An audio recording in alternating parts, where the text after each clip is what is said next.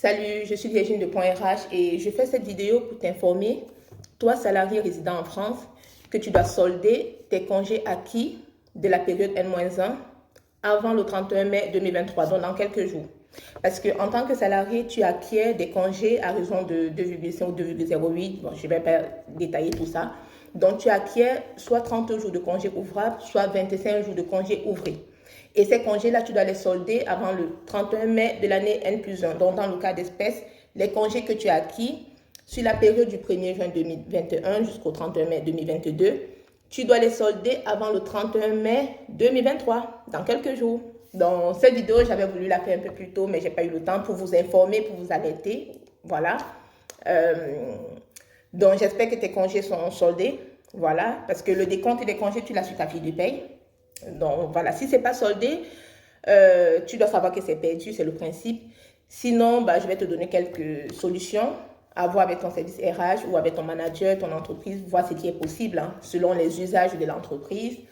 Soit tu demandes à ton manager un report exceptionnel de ses congés au-delà du 31 mai, donc au-delà de la date butoir.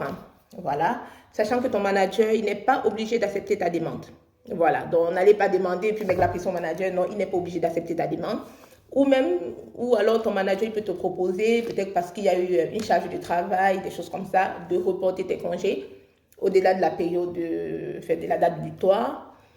Ou encore, si tu as été malade en maternité, voilà, ces événements-là peuvent justifier le report des congés au-delà de la date butoir. Voilà, et là, c'est à voir avec ton manager ou avec le service RH. Ou encore, et enfin, si tu disposes d'un compte épargne-temps, tu peux y mettre les congés acquis non pris dans ce compte épargne-temps, voilà. Sachant que le jour où tu partiras de l'entreprise, ces jours de congés acquis non pris te seront payés. Donc, c'est pas plus mal aussi de faire comme ça. Mais tout ça, c'est à voir avec ton entreprise, avec le service RH.